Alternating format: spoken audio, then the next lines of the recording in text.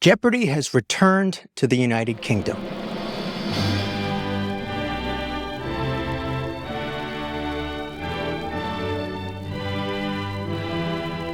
The only reason I know this as an American is because I go looking on YouTube for when people upload full shows of Jeopardy, and I start seeing British people cosplaying this game that I have been watching on TV since I was a little kid. Hey, translucent Union Jack, get out of here. Shoo! Shoo, Union Jack. Shoo, translucent Union Jack, shoo. Finally, the thing has been following me around for days. It doesn't need to be exactly the same. There's no rule that says Jeopardy has to be played the same everywhere. But I'm going to ignore that because otherwise there's no video here. All right, give me a second to ignore that rule. Okay, I'm online all the time. Okay, I'm very snobby. It has to be. I'm ready. It's not Jeopardy. If it's not from the Jeopard region of California, it's just sparkling quiz show. But do whatever you want. In the UK, I don't live there. I can't do the accent well enough. I could kind of fake it, but I always just start cursing. I don't know if that counts as British, although maybe it does. So there's no rule that says it has to be the same. But I think it should be a little bit more the same. Jeopardy needs a very specific rhythm and pacing to it. That's just part of what makes Jeopardy Jeopardy. So let's break down what's off about it. Jeopardy, you know how we play it. We provide the categories and the answers, and it's then up to our contestants to give us the right questions. In the late 1950s in the United States, the nascent medium of television was marred by a scandal in which the producers of several game shows were giving contestants answers and coaching others to lose on purpose. This was largely motivated by the desire to make the show more interesting, to get people watching, which kept advertisers happy. Once the schemes came to light, Congress passed an amendment to the Communications Act of 1934, which made it a crime for a game show's staff to fix the outcome of the game. This is the concept that inspired Jeopardy! Imagine being so angry that something on TV was fake that not only did you write your congressman, but your congressman wrote back and the Senate passed a law on this. I was going to say that Jeopardy was created in the 1950s by TV host and producer Merv Griffin, but while researching this video, I found that it was actually the idea of his wife, Jewel Ann Wright. The premise is that it was a game show where the contestants were given the answers. This is why, in Jeopardy, players have to answer in the form of a question. So you'd have to say, who is Merv Griffin? And I'd say, I just told you, he was a TV host and producer. Try to keep up. That's why, on Jeopardy, for clarity's sake, they usually refer to the questions as clues and the correct answers as correct responses. It's also why Alex Trebek would frequently reveal the clue by saying, Answer. This concept has evolved in the decades since the game was invented, and now the types of responses that are accepted do not have to be mechanically or logically correct. For example, if somebody asked you, what is orange? You wouldn't answer with, in the 1780s, the Dutch Patriot movement briefly forced the House of this color from power and declared carrots treasonous. Is incorrect. And what did it cost you? Everything. If you said that, the small child who asked you the question would be like, what the f*** are you talking about? You know, that's how kids talk. The current syndicated version of Jeopardy premiered in 1984, hosted by Alex Trebek. But the original version of the show premiered in 1964, hosted by Art Fleming. Jeopardy!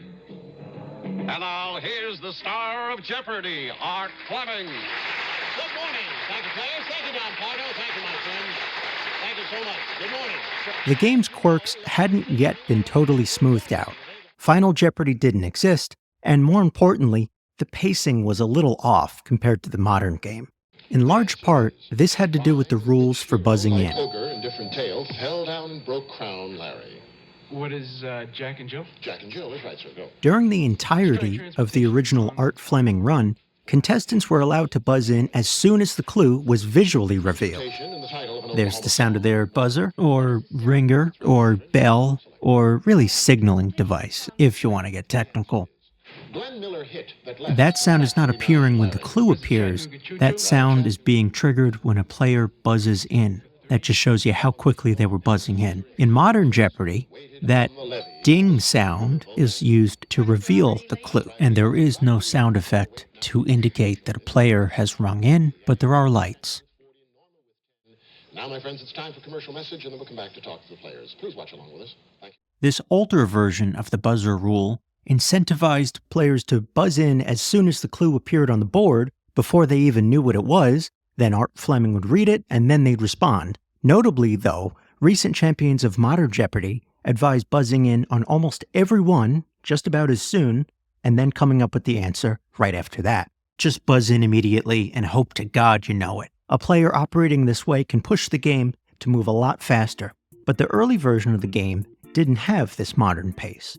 This version of the game moved almost too quickly.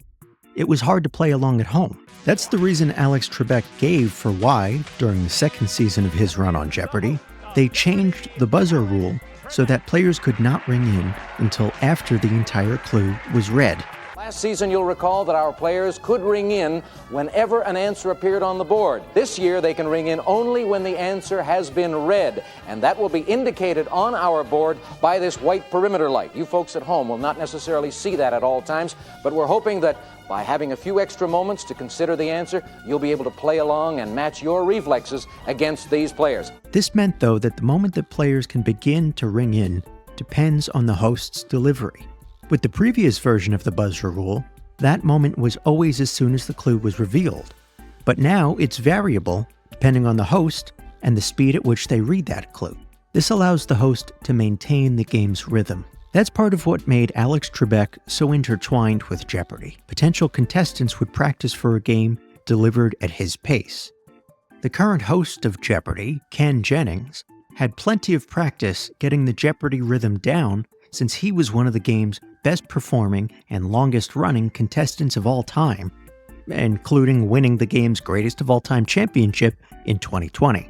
After Trebek's death later that year, the show hired Jennings as one of the many guest hosts that they bounced through for about the next 2 years. And then finally, they settled on Jennings as the show's permanent host at the end of 2023. I think he was a very good choice for the role, partly because he had the Jeopardy! Rhythm down, but he wasn't the only guest host who managed that. There were a lot of competent broadcasters, and they could have all managed that.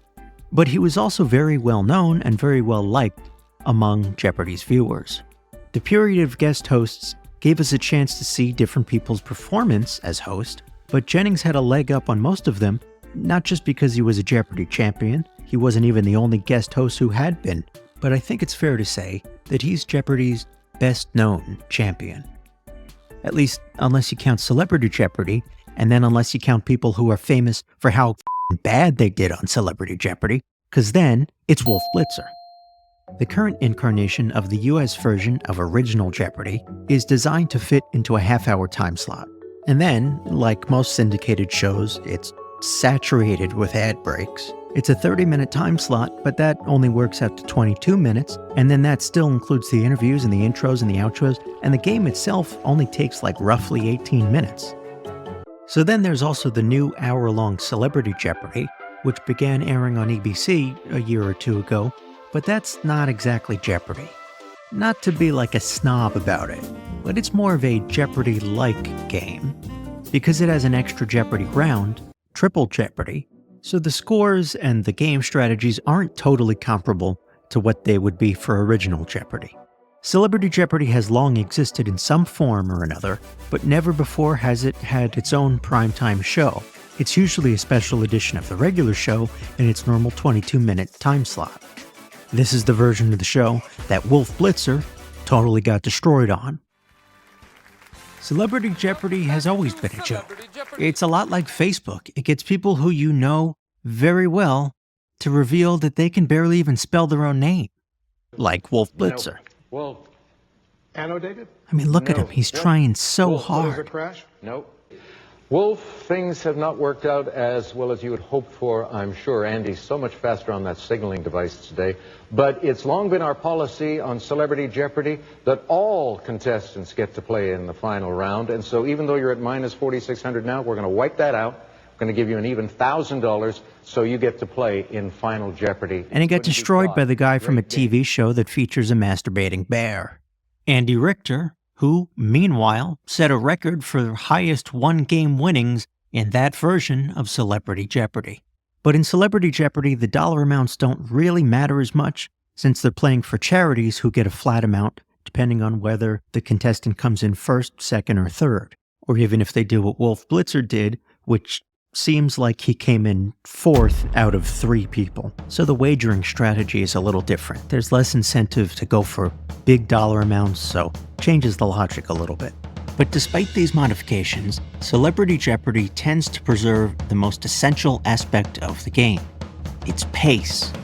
And so that all brings us to the new UK version of Jeopardy. This is Jeopardy! It's an hour-long show, which is roughly 46 minutes after you subtract their commercials. So they add another single Jeopardy round, which is sort of similar to the primetime version of Celebrity Jeopardy. That's still not enough to fill the whole time slot, so they pad it out a little bit more with an extra interview portion. But largely, the difference seems like it's made up by banter, especially host Stephen Fry's commentary after what feels like every single clue. And I have nothing bad to say about Stephen Fry or the quality of his commentary, but it just doesn't fit into the show's pace. Jeopardy is supposed to move quickly. Stephen Fry's style of hosting works well on game shows designed to move at a conversational pace, but Jeopardy isn't such a game.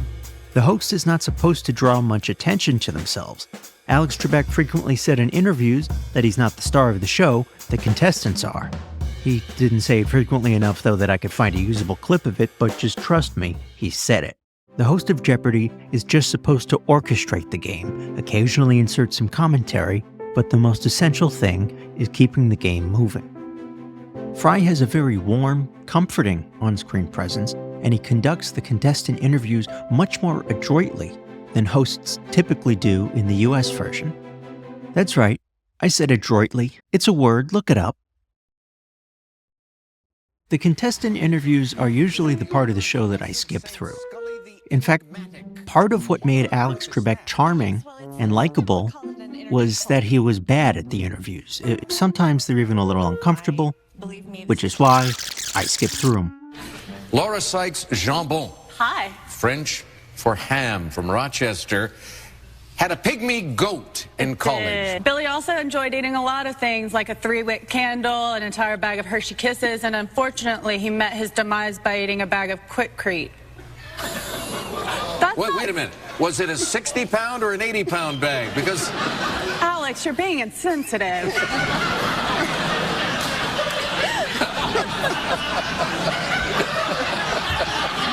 You're right. AJ, I don't want to talk to you. Sometimes he even came off a little mean, but you know he didn't intend it that way. Her favorite type of music is something I've never heard of, but it doesn't sound like fun. I think it's very fun. It's called nerdcore hip-hop. It's nerdcore hip-hop. Yes. It's people who identify as nerdy, rapping about the things they love, video games, science fiction, having a hard time meeting romantic partners, you know. It's really catchy and fun. Losers, in other words. Well, so it's an achievement that Stephen Fry is able to do those well. Most hosts of Jeopardy are not able to do that part well. So I give him credit for that. But ultimately, that's not why I tune into Jeopardy. The reason I tune into Jeopardy is so that I can kick the ass of whoever else is sitting around that TV with me right now. One time I was visiting my grandma at a nursing home. There was Jeopardy on the TV, and it's all these octogenarians. And I kicked their asses, destroyed them, put 3 of them in the ground that night. That's why I watch Jeopardy. It's fun for everyone around. So I think the UK version of Jeopardy could be made a little bit truer to the original if they played 2 games in one time slot, since they've got nearly an hour, and the game is designed to fit into, like I said, about 18 minutes. So that would fit relatively well, and then they'd still have time to do a little bit more interviews or talk about the clues a little bit more, but the games would be more similar and so more comparable to the US version. So the UK version of Jeopardy is a pretty good facsimile of the game, For viewers who are looking for that, it isn't traditional Jeopardy, and that means it would make it harder to have any kind of championships between the two regions. On the UK version of the show recently, they rejected a response that was not in the traditional who is, what is. Meanwhile, in the US version of Celebrity Jeopardy, just a little while ago, they accepted Ain't I a Woman because it's already a question. Without standardizing these little rules, it's harder for contestants to all be playing the exact same game. That doesn't necessarily have to matter if these games are never going to cross, but setting it this way makes it impossible for them ever to cross. So they're eliminating an option they would have had in the future. The UK version of Jeopardy needs to decide what it wants to be.